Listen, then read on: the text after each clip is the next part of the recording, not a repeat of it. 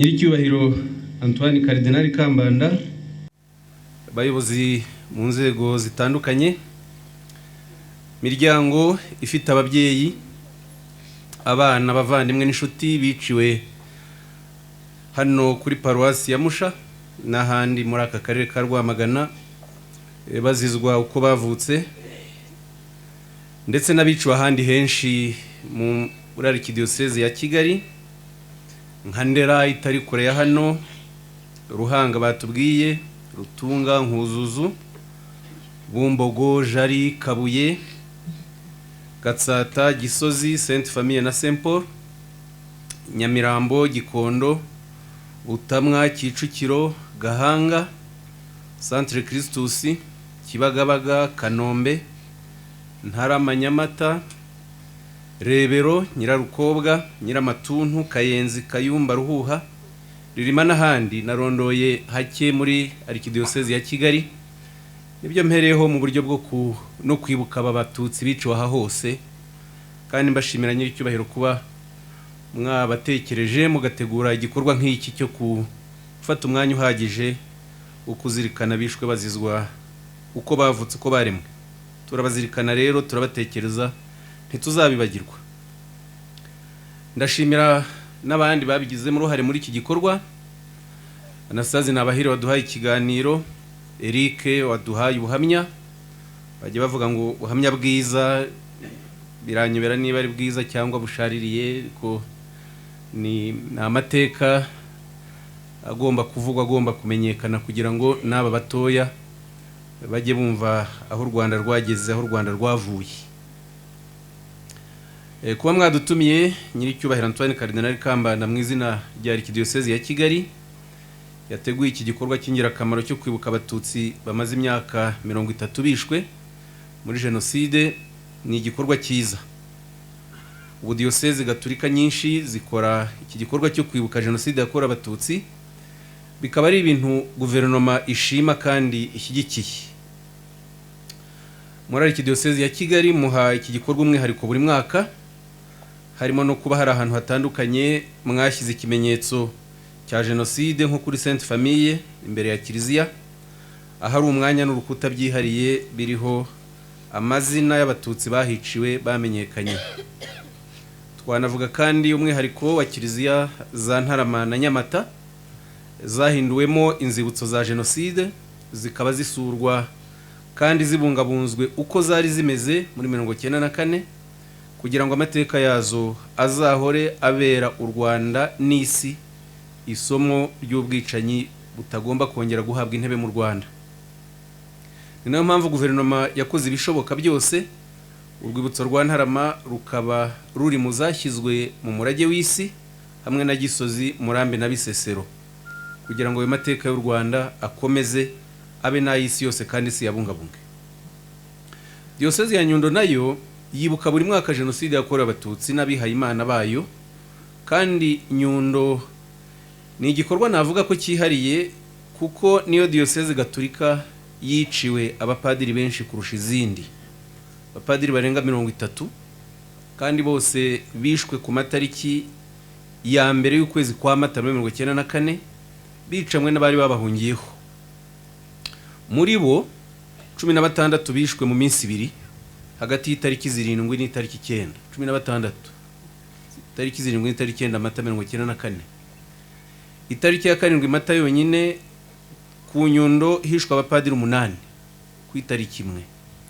Iyo diyoseze Augustin Ntagara wari padiri mukuru wa paruwasi ya Gisenyi wiciwe ku Gisenyi, Adrian Nzanana wari padiri mukuru wa paruwasi ya Kibingo wiciwe ku Nyundo, Deogracias Twagirayezu wari umwarimu mu seminari nto ya Nyundo wiciwe ku Nyundo, Antoine Habiyambere wiciwe Irambura, Spiridio Kageyo nawe wiciwe Irambura, Antoine Niyitegeka wiciwe Irambura, Augustin Hezabera wiciwe Muramba, na Venus Sengiyumva wiciwe Kivumu. Augustin Hezabera we yari n'umupadiri w'umuhutu wari wakiriye abatutsi Muramba, abanambaho, yicanwa nabo baramwica. Itariki 8 hishwe Padiri Silver Mutiganda wiciwe Murunda, naho tariki 9 Mata 1994 Nyundo yicirwa abapadiri 9 b'abatutsi aribo Herimani Mwambari wari mu kiruhuko cy'izabukuru ya mupadiri umusaza bamwicaye kuri eveshe, Aloyizi Nzaramba wari chancelier wa diocese ya Nyundo, Edouard Gakwandi wari vicaire wa diocese ya Nyundo, Silas Gasake wari kiriwe Kibingo, Kariste Karisa wari umukuru w'amashuri ku Nyundo, Ferdinand Karekezi wari vicaire ku Nyundo, Clement Kanyabusozo wari padiri mukuru wa Mushubati, na Robert Matajyabo wari vicaire wa Mushubati. Diocese ya Butare nayo ifite akamenyero buri mwaka ko kwibuka bihayimana bayo bishwe muri jenoside yakorewe abatutsi, kenshi bikabera i Nyanza ahicwa abapadiri 4 bari bashinzwe paruwasi ya Nyanza: Mateo Ngirumpatse, Kristo Witonze, Jean Bosco Irwahandi na Innocent Nyangezi. Diocese ya Gikongoro na Cyangugu nazo tuzi ko zibuka, tukaba tunashishikariza diocese zindi zitabikora buri gihe nizitaratangira igikorwa cyo kwibuka utangira kubishyira muri gahunda ihoraho ya buri mwaka. Bityo diocese zose gatolika z'u Rwanda zikajya zigihuriraho nkuko inzego z'ubuyobozi bwite bwa leta, izabikorera, imiryango itari ya leta n'izindi nazo zibikora buri gihe. Hari amasomo byatanga haba kubihaye Imana ubwabo n'abakristu basengera muri za paruwasi. Dufashe urugero rwa diocese nka Kabgayi, amateka yayo afite ihuriro rya hafi na politike y'irondabwoko ryinjijwe mu miyoborere y'u Rwanda guhera mu myaka y'1950 ku gihe cya Parimehutu, nkuko nabahere bituganirije. Iyo politike niyo yatanze umusaruro mubi washoje inzira ya jenoside yakorewe abatutsi hagati ya Mata na Nyakanga 1994. Kandi Kabgayi niba ntibeshya ndumva itari yakora igikorwa cyo kwibuka nk'iki turimo, uretse kuba yifatanya n'abaje kwibukira ku rwibutso rwa Kabgayi buri tariki 2 Kamena. Ibi rero ntibihagije. Kwibuka bifite akamaro kuko amateka mabi abatutsi babayemo yabateye ibikomere bitari byarigeze bivugwa ngo ababo bishwe mu myaka itandukanye bakorerwa ikiriyo, banakorerwe indi migenzo ya Kinyarwanda ikorerwa uwitabye Imana. Amateka abatutsi babayemo hano mu Rwanda n'ay'ubuhunzi nayo ntiyigeze ahabwa umwanya wo kuzirikanwa, nyamara yateye ibikomere byinshi abari bariho n'abavutse nyuma bakomeza guhura nabyo mu buryo butandukanye. Niyo mpamvu mu gikorwa cyo kwibuka habaho ikiganiro cy'amateka, habaho n'ubuhamya. Kwibuka ni igikorwa cyangombwa mu mibereho ya muntu, mu mibereho y'umuryango muri rusange n'iy'igihugu. Umuntu, umuryango cyangwa se igihugu ntidushobora kumenya ibidufitiye akamaro ngo tuzagire umurage dusiga no kwirinda ibishobora kongera kutugirira nabi igihe tutigiye ku mateka no ku muco. Kwibuka bidufasha kumenya uko twitwara. Duhera ku byabaye, twuba twibuka, tugashyiraho inzitizi zo kubyirinda, tugashyiraho umurongo waho tunyura n'uburyo tugomba kwitwara. Uretse ko kwibuka jenoside yakorewe abatutsi bishingira ku muco nyarwanda wo gusubiza icyubahiro abatutsi bishwe bazizwa uko bavutse, binagamije kurema umunyarwanda mushya uvana isomo muri ayo mateka mabi, agashobora kubaka u Rwanda ruzira urwango n'ingengabitekerezo ya jenoside, abanyarwanda bakongera bose kwibona nka bene Kanyarwanda. Kwibuka jenoside yakorewe abatutsi si igikorwa abantu bagomba gukinisha, ni inshingano dusanga mu itegeko nshinga rya Repubulika y'u Rwanda ribivuga muri aya magambo ngo twebwe abanyarwanda twibuka jenoside yakorewe abatutsi igahitana abana b'u Rwanda barenga miliyoni, twibuka n'amateka mabi yaranze igihugu cyacu. Jenoside yakorewe abatutsi rero n'ubwicanyi ndengakamere bufite umwihariko udasanzwe ushingiye ku kuba yarakozwe n'abanyarwanda bayikorera abandi banyarwanda, igakorwa n'abaturanyi bayikorera abo baturanye, rimwe na rimwe banafitanye amasano, igakorwa mu gihe gitoya, igakorerwa ahantu hose, haba mu bitaro, muri za kiliziya no mu nsengero, nta na hamwe hasigaye abatutsi batahiciwe. Jenoside kandi ni icyaha kigize ubwicanyi mpuzamahanga. Ni nayo mpamvu mu mateka yacu iri jambo jenoside ryazanye na 1994 ntiryabagaho ubundi mu mvugo mu kibonezamvugo cy'u Rwanda, kuko mu muco wacu hatabamo kwica. Nubwo kwica byamaze imyaka irenga 65 uhereye igihe kwica abatutsi byatangiriye muri 59. Imyaka 65 ni ubusa ugereranyije n'ibinyejana birenga igihumbi abanyarwanda babanyemo neza mu Rwanda rwa Gihanga mbere y'ubukoroni n'umwaduko w'abazungu mu Rwanda mu mwaka w'1900, mu gihe abamisiyoneri ba mbere b'abapadiri bera bageraga mu Rwanda. Muri ibyo binyejana birenga igihumbi nta munyarwanda wari warigeze wica undi munyarwanda amuhoye ubwoko. Byatangiye mu Gushyingo 1959 bishyigikiwe kandi bihagarikiwe n'Ababiligi. Iyo umuntu adasobanukiwe aya mateka ntashobora kumva impamvu za rurangiza ya jenoside yakorewe abatutsi 1994 n'uburyo yashoboye kugera mu gihugu cyose ku buryo bumwe bwo gutsemba nta mututsi usigaye, kandi bigakorwa hose mu gihugu mu bugome ndengakamere. Politiki yo gutsemba abatutsi ni ya kera, tuyisanga mu nyandiko za mbere za Parimehutu na Prosoma no muri porogaramu politike z'ayo mashyaka. MRND ya Habyarimana nayo n'andi mashyaka bari bafatanyije bibumbiye mu cyiswe mu cyo bise Hutu Power, nabo bashyize imbere gutsemba abatutsi, babyigisha kandi babitoza abaturage, babitoza abana. Ababiligi bashyize Parimehutu ku butegetsi bemeranya kuri porogaramu igenderaho ku buryo gahunda yo gutoteza no kwica abatutsi yarimo ku buryo bwanditse, nkuko tubisanga mu nyandiko ya Parimehutu yanditswe ku itariki 17 z'ukwa 11 1959. Hagati ya 1959 na 1962 hakomeje kuba ibikorwa byo gutoteza abatutsi, kubatwikira, kubata mu mazi no kubica, ahenshi bitwaje impamvu z'amatora nk'ay'abajyanama ba komine, aba burugumestre, ubundi bakitwaza udutero tw'inyenzi nk'utwo muri 1962 byatumye hicwa abatutsi barenga 2,000 muri diocese muri prefecture ya Byumba yonyine. Byamaganwa na Musenyeri Joseph Sibomana wayoboraga diocese ya Ruhengeri, icyo gihe niho Byumba yabarizwaga. Yabyamaganye ku buryo bweruye. Mu Kuboza 1963 bwo yicwa ry'abatutsi ryafashe intera nini yo ku rwego rwa jenoside, bivugwa kandi byandikwa gutyo mu mahanga. Abategetsi kandi nibo babaga babiri ku isonga. Ku itariki 21 Ukuboza 1963 Perezida Kayibanda yavuze disikuru kuri Radio Rwanda iri mu urwango yikoma abatutsi, avuga ko bashobora gukorerwa imperuka. Iri jambo imperuka bagosora yarisubiwemo mu mwaka wa 1993 rimaze imyaka 30 Kayibanda aritangije. Kayibanda yabivuze atya kuri radio y'igihugu ngo niba inyenzi zishoboye gufata Kigali, nubwo bitazazorohera, bizaba imperuka yihuse y'ubwoko bw'abatutsi.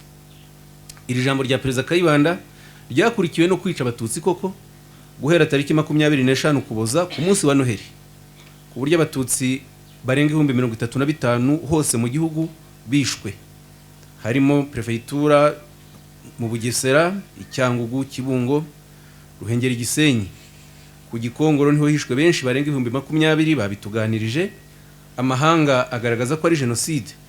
Rya bitangazamakuru mpuzamahanga, abadiplomate bari mu Rwanda, abakozi mpuzamahanga n'imiryango mpuzamahanga barabigaragaza. Ndagira ngo mbahe ingero nkeya kugira ngo tujye twumva ko aya mateka yo kwica abatutsi imusha n'ahandi muri 1994 afite inkomoko ya kera.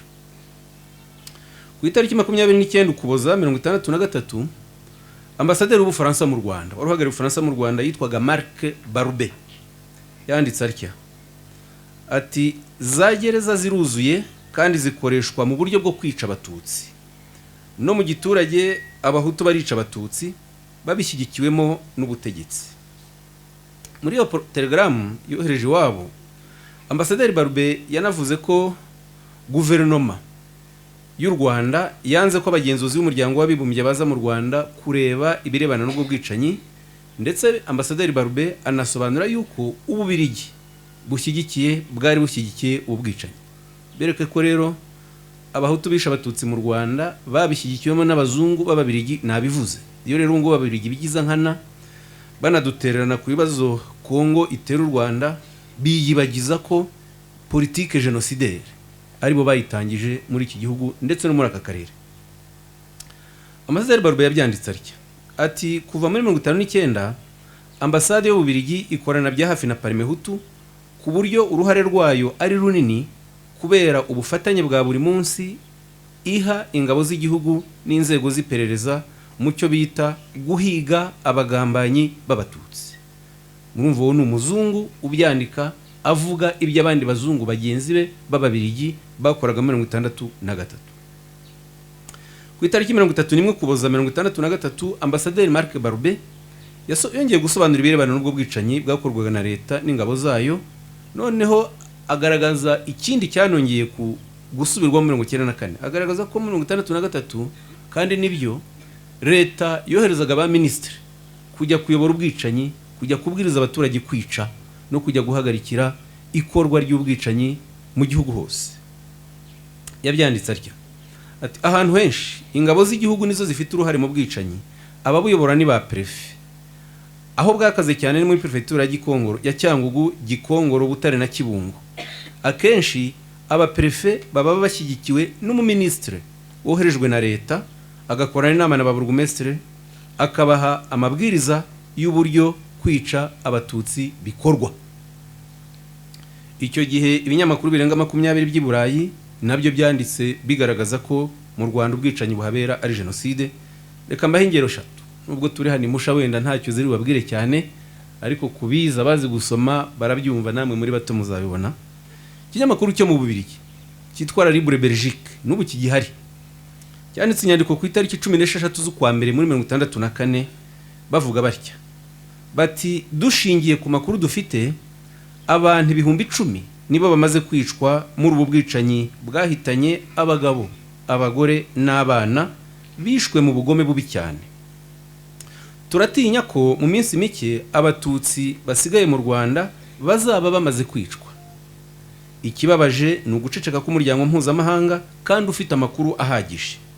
Ni ngombwa ko hagira igikorwa kugira ngo iyi genocide ihagarikwe mu maguru mashya. Turi ku itariki 16 z'ukwa mbere muri 1964.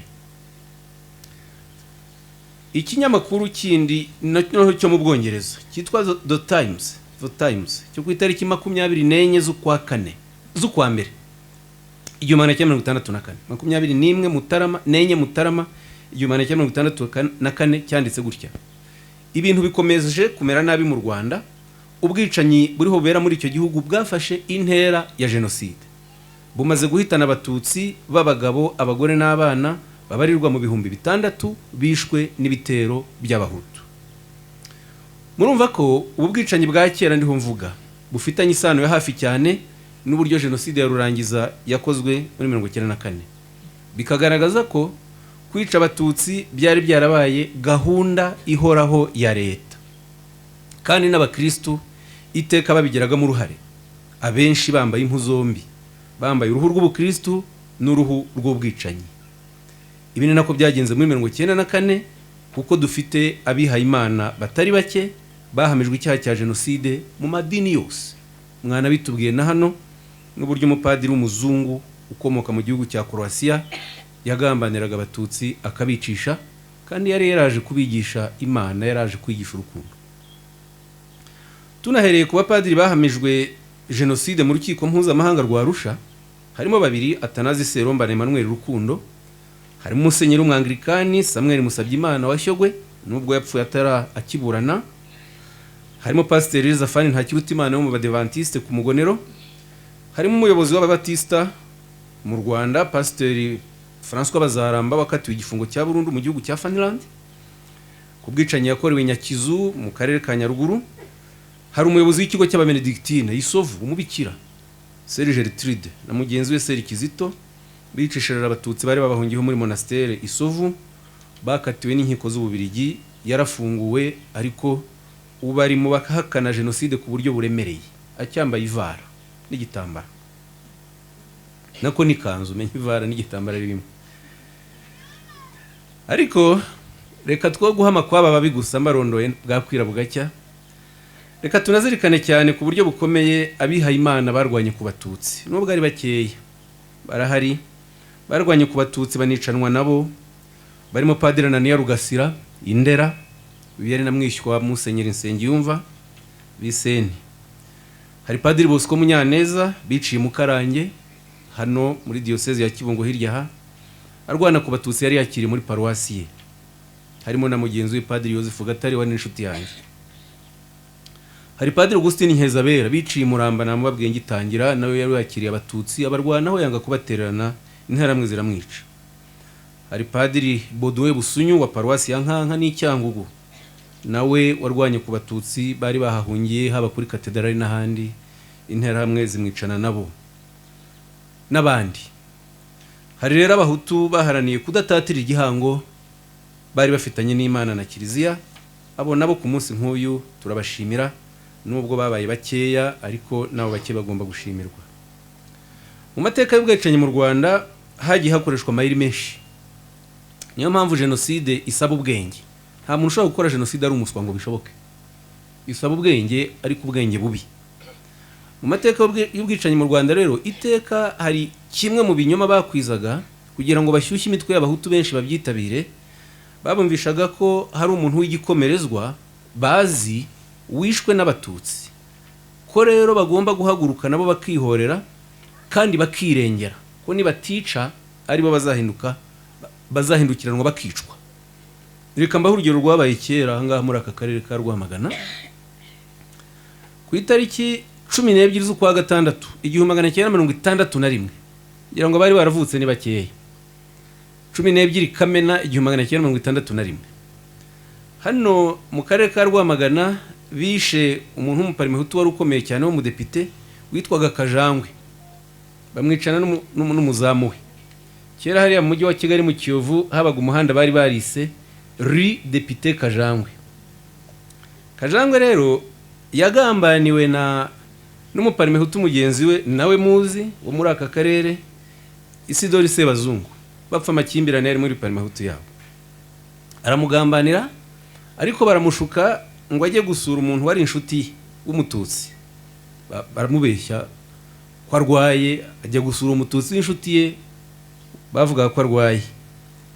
Ahageze abaparmehutu baramutera bamwicirayo mu gitero cyoherejwe na Sebazungu, bicira Kajangwe ku mututsi. Bamaze kumwica ubwo bahita bakwiza impuha bati abatutsi bishe Kajangwe. Noneho abaparmehutu n'abandi barahaguruka bajya kurimbura abatutsi mu Buganza hose ngo barahorera Kajangwe, nyamara Kajangwe yishwe na bene wabo kubera amakimbirane. Ibiro byarakoreshejwe hose. Mu Ruhengeri babeshye ko sous-chef Baritazari bica mu mpaka nawe yishwe n'abatutsi, Ruhengeri barayitwika barayimara 59, n'ahandi n'abahengeruzi rwose za buri hantu. Icyo gihe ishyaka rya Inari ryari rigihanyanyaza, wari umunyamabanga waryo witwaga Rutsindi Ntwarane yandikira ababirigi, wayoboraga u Rwanda icyo gihe n'umubirigi witwaga Logiste, Guy Logiste, yari umusirikare ufite peti rya colonel.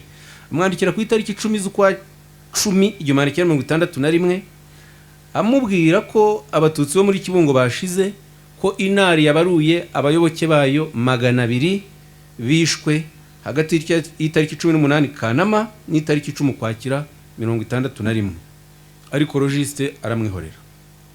Ubutegetsi bwa Kayibanda rero na Habyarimana gutoteza abatutsi nacyo cyari cyarabaye, icyo ni ikindi, cyari cyarabaye igikorwa cy'ubutwari, kuko uwagiraga shyiraga imbaraga mu kwica abatutsi benshi yaragororerwaga.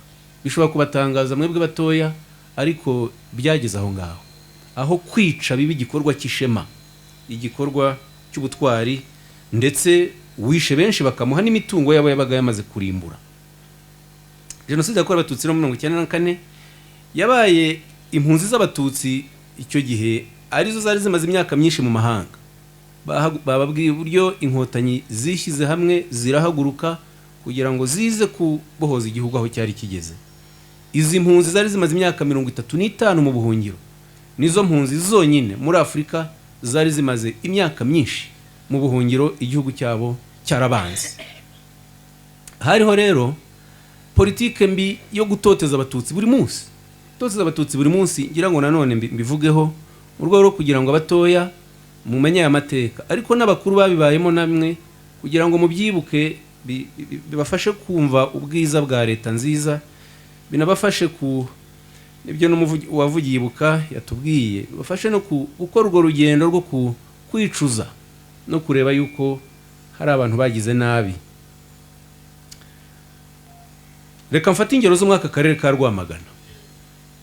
Ku itariki 19 Kanama 1970, icyo gihe impunzi z'abatutsi zari zikiri umahanga ari nyinshi, noneho leta yarabakurikiranaga ikabakoraho iperereza, haba hagize n'utera intambwe, washoboye gucuruza akabaho, ushoboye kubona umugabo wishoboye ari umututsi, icyo gihe leta y'u Rwanda yaramukurikiranaga. Ngiye kubaha urugero rw'ibyakorewe umuturage w'umwaka akarere ka Rwamagana hani Musha wenda kuba muzi, je simuzi n'ibyo mbona mu bushakashatsi. Kuri itariki rero 19 Kanama 1970, Perefe wa Perefegitura ya Kigali icyo gihe yitwaga Sebatwara Andrea, n'ubu baracyariho, Abaparimehutu bararamba, aba mu Bubiligi, yandikiye Perefe wa Kibungo. Impamvu yandikiye Perefe wa Kibungo nuko bashakaga amakuru muri paruwasi ya Rwamagana, kandi Rwamagana iherereye muri diocese ya Kibungo. Yamusabaga rero gukora iperereza ku bwoko bw'umukobwa witwaga Teteri Irene Marie. Byavugwaga ko yavutse tariki 20 Nzeri 1948, avukira Musha, kandi afite ababyeyi be bivugwa ko bari bagituye Musha. Ikibazo rero cyari kihe? Ikibazo cyari uko ambasaderi w'u Rwanda muri Kongo yari yandikiye ministre, icyo gihe yitwaga Senyoni wa ambasaderi, yandikiye ministre w'ububanyi n'amahanga w'u Rwanda i Kigali, amumenyesha yuko hari umunyekongo ukomeye nimero ya 3 ku butegetsi bwa Kongo, yari umunyamabanga mukuru w'ishyaka ryari ku butegetsi witwaga MPR, ngo witwaga Kapwasa. Akavuga ko Kapwasa yitegura kurongora Teteri, umunyarwandakazi kandi w'impunzi. Noneho Ambasaderi akavuga ati Teteri mu makuru dufite yavuye mu Rwanda muri 1962 ajya kwiga i Bujumbura kugeza 1965, niho yagiye muri Kongo, asanga mukuru we wari wararongowe n'umunyamahanga wo muri Ghana wabaga hitwa Luluwabur, hanyuma yimukira Kinshasa muri 1966. Ambasaderi navugaga ko uwo mukobwa yaje kwaka passport nyarwanda kuri ambasade akayimwima kubera yuko yari afite icyangombwa cy'impunzi y'u Rwanda. Ubu ngubu twebwe dukangurira impunzi z'abanyarwanda gutaha, tunabasanga aho bari tukabaha ibyangombwa, ariko iyo leta y'iki gihe yo yishimiraga kwima icyangombwa umunyarwanda, kumwima passport gusa kubera ko ari impunzi. Ambasaderi rero yavuga ko ateye impungenge n'iyo mariage, kubera ko ngo izashyira imbere, nabivuga ko yabyanditse ni mu Gifaransa nuko nabihinduye mu Kinyarwanda, ko izashyira imbere umunyarwandakazi w'umututsikazi bitewe n'umwanya umugabo we afite, ngo kuko bazajya bajyana mu butumire bwinshi akaba ari uzajya ugaragara. Ati binanteye ikibazo kuko uwo mugabo turaziranye, nkaba nintaho ubukwe nta mahitamo mfite kuko nzanaramutse uwo mugore we, none nimukora nketi mumenye ibye kandi mungira inama. Ati nindamuka ntashye ubukwe bizaba bivuze ko nemeye iyo mariage, ariko bizanaba ngombwa ko nsobanurira Bwana Kapwasa imiterere nyayo ya politike y'u Rwanda ku mpunzi zishaka guca igihugu cyacumo ibice. Vuga Senyoni avuga ko igihugu ni igihugu cy'abahutu batutsi, ntabwo igihugu cyari cyabo. Agasoza rero avuga ati, reka mbivuga mu Gifaransa, ati je vous serai reconnaissant d'examiner le plus rapidement possible les origines de la fille et les conséquences d'un tel mariage pour me faire savoir l'attitude à adopter. Ati ndabasaba mu cyubahiro cyanyu ko mwasuzuma ku buryo bwihuse inkomoko y'uwo mukobwa n'ingaruka uku gushyingiranwa kuzatera, kandi mukangira inama y'uburyo nzabyifatamo. Ikibazo rero cyarakomeje. Minisitiri w'ububanyi n'amahanga yandikira Minisitiri w'ubutegetsi bw'igihugu w'u Rwanda, ubutegetsi bw'igihugu nawe yandikira Perefe wa Kibungo ngo asuzume ikibazo. Perefe wa Kibungo yitwaga Mathias Shyirambere, yakoze iperereza ajya muri paruwasi ya Rwamagana, noneho atanga igisubizo ku itariki 26 Kanama 1970. Uvuga nyuma y'iminsi 7 yaramaze kubona information zose. Abyandika atya ati amakuru nashoboye kwegeranya kubireba Teteri Maria Irene ateye atya: yavutse tariki 10 Nyakanga 1947 Imusha, komine Gikoro, perefegitura ya Kigali. Rero ntiyavutse tariki 20 Nzeri 1948 nk'uko ambasaderi w'u Rwanda Kinshasa yabyanditse mu ibaruwa ye. Yabatirijwe Rwamagana tariki 9 Ugushyingo 1947. Nimero ye y'ifishi ni 19862. Yahawe sakramento ryo gukomezwa muri iyo paruwasi ya Rwamagana tariki 11 Gashyantare 1960 kuri nimero 19605. Ise umubyara ni Desideri Kanyankore wavutse mu mwaka w'1913. Nyina ni Madalena Mukagakwaya wavutse mu mwaka w'1919. Ababyeyi be n'ubu batuye Musha Irutoma muri paruwasi ya Musha, komine Gikoro, perefegitura ya Kigali. Desideri Kanyankore bivugwa ko ari umugabo w'umunyamurava n'inyangamugayo, ni umukateshiste akaba n'umukuru wa santarari. Amakuru mbahaye nayahawe na paruwasi ya Rwamagana ku bijyanye n'imyitwarire y'ababyeyi ba Teteri Irene Maria, perefe wa Kigali niwe wababwira by'imvaho. Okay, reka mbendekiyo sinashoboye gukomeza kumenya ibyakomeje, ariko ngira ngo murabyumva. Leta yirirwaga muri bene ibingibi aho kugira ngo ikore iterambere ry'abaturage, irebe imibereho myiza, irebe ubukungu, yirirwaga mu itoteza ry'abatutsi buri munsi gutya. Leta rero nabibabwiye uburyo yoherezaga aba minisitiri no kujya kwica, murumva cyari ikintu gikomeye kandi kiremereye. Muri iyo myaka rero nabihaye Imana b'abatutsi baratotejwe. Nahisemo no kubivuga hano nyine kuko n'ubutumire bwa Arikidiyosezi ya Kigali kugira mbere ko nabihaye Imana barwanyije urwango, bakarwanya akarengane, itoteza, nabo barabizize. Musenyeri Aloyize Bigirumwami uyoboraga diyosezi ya Nyundo niwe wibasiwe cyane. Yibasirwa n'abantu benshi barimo perefe wayoboraga perefegitura ya Cyangugu witwaga Pascal Ngirabatware, bari baramuhimbye Gahini. Ngirabatware, diyosezi ya Nyundo muzi ko yari igizwe na perefegitura 3: Gisenyi, Kibuye na Nyundo. Perefe rero yategetse Musenyeri Bigirumwami ko uwe n'abapadiri be b'abatutsi kugira ngo bagere muri Cyangugu bagomba kujya baza bafite resepase, icyangombwa cy'inzira cyatanzwe na perefe. Nukuvuga yagombaga kubanza akajya ku Gisenyi, perefe akamuha icyangombwa kimugeza ku Kibuye, yagera ku Kibuye perefe wa Kibuye ikimugeza Icyangugu. Yanagera Icyangugu mbere yo gusura abakristo be, abapadiri be, akabanza kujya kwa perefe Ngirabatware akamwemerera cyangwa kanga. Yakwanga Musenyeri Bigirumwami agashogoshera agasubira ku Nyundo. Muri 1968 ibi mbabwira biri muri raporo za perefe, ntabwo ari ibintu by'ibihimbano.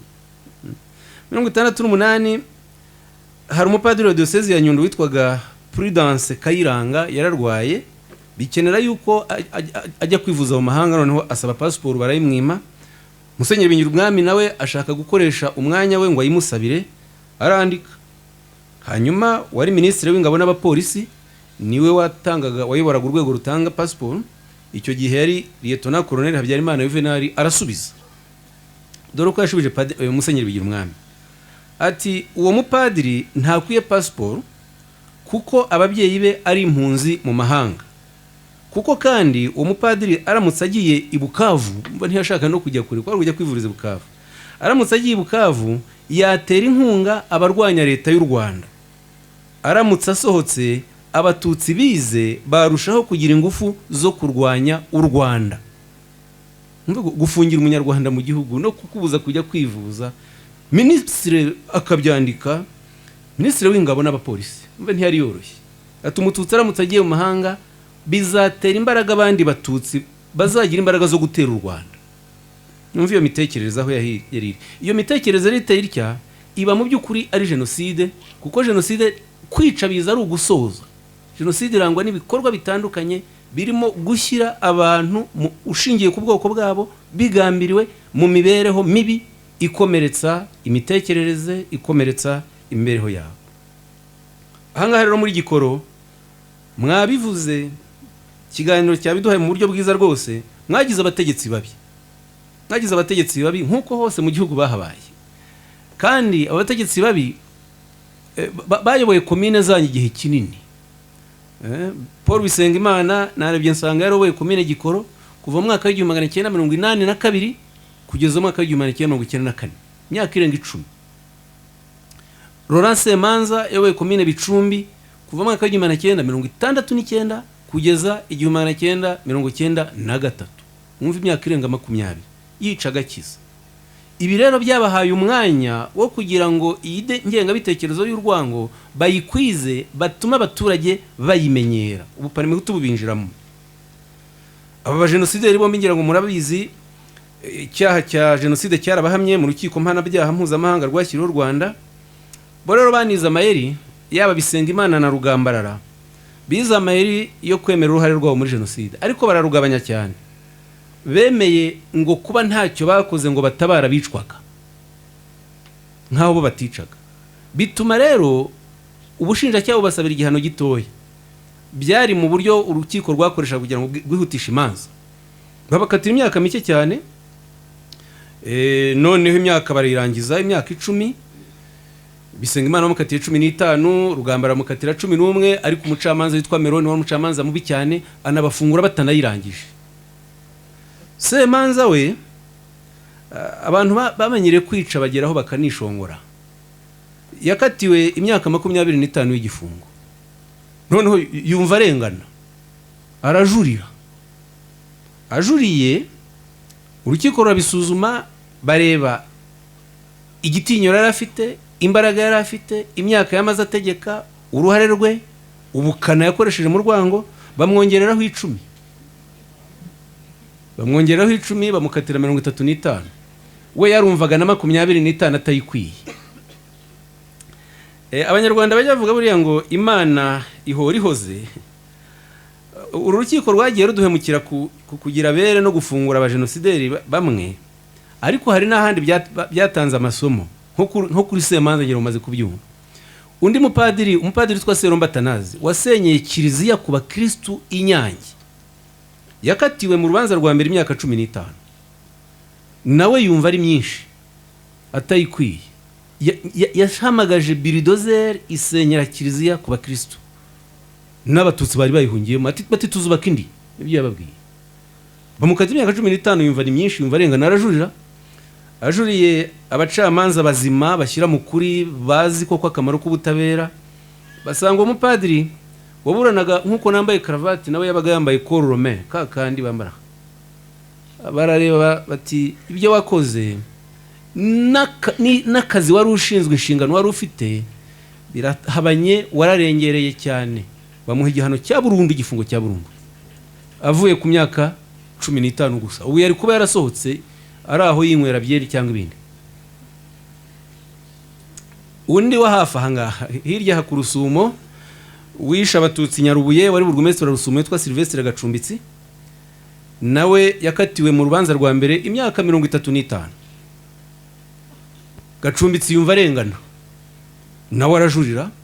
Abacamanza noneho bazima nabo bashyira mu kuri, bati niba 35 warabonye ari mikeya, dukurikije uburemere ubukana bw'ubwicanyi bakoze, reka tuguhe burundu, noneho uzarangiza ubuzima bwawe utekerereza muri gereza.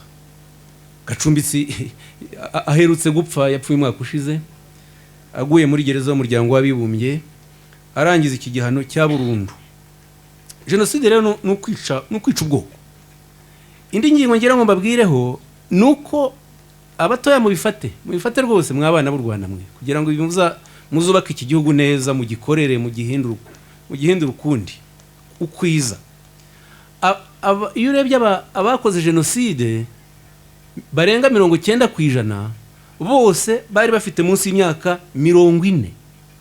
Bari bafite munsi y'imyaka 40, bari bato. Ukuvuga uburyo ideoloji mbi ijya mu rubyiruko ikarwangiza. Reka mbaye ingero nkeya. Padiri Seromba Atanazi yakoze jenoside afite imyaka 31. Kajuga Robert uvuka inaha muri prefecture, wari umuyobozi mukuru, wari umukuru w'interahamwe kuri w'igihugu, yakoze jenoside afite imyaka 34. Padiri Rukundo Emmanuel wakoreje jenoside Kabgayi yari afite imyaka 35.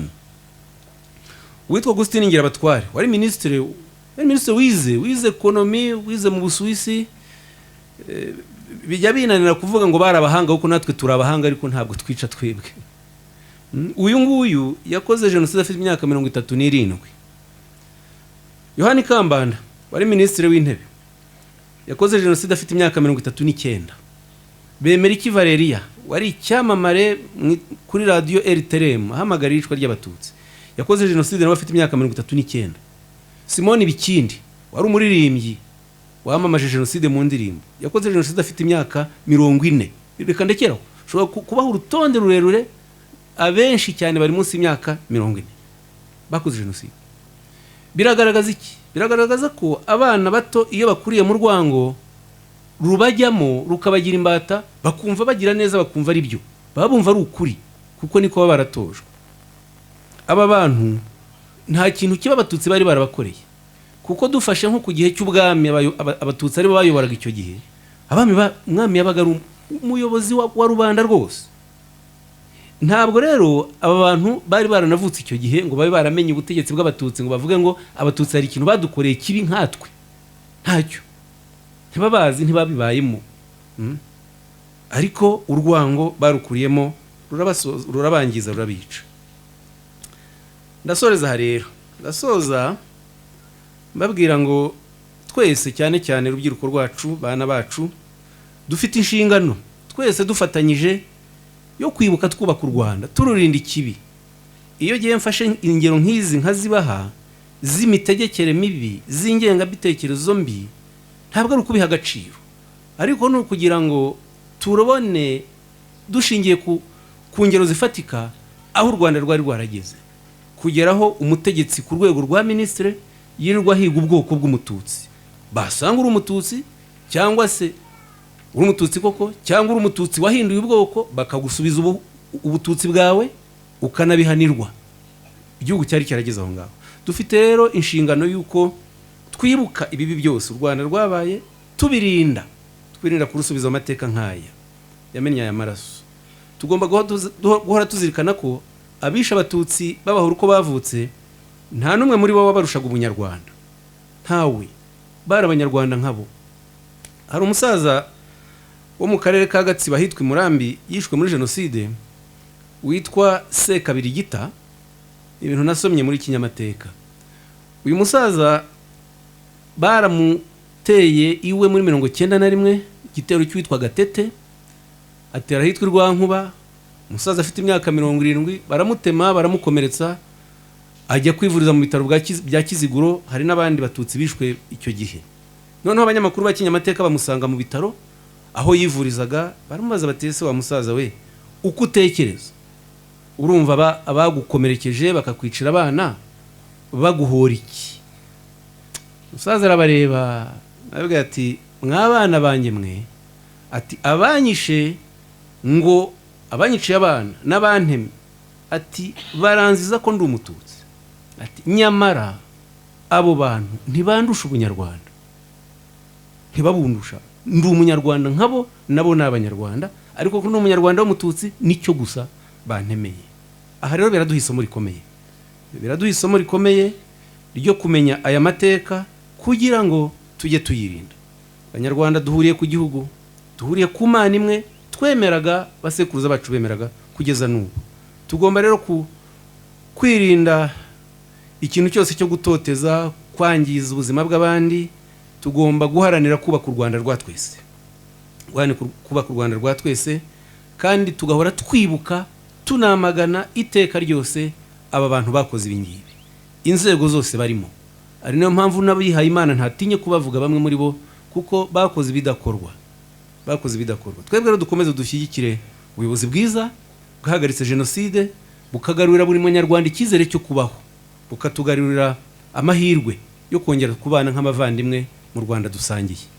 Mukomeze mugira amahoro mwibuke mwishimye nubwo tuba dufite akabaro mu mutima ariko aba batutsi bapfuye bishwe bifuza nabo kugira igihugu nk'iki ngiki. Tugerere ibyo bidutera ishema tubazirikane tubaberaho batari. Murakoze.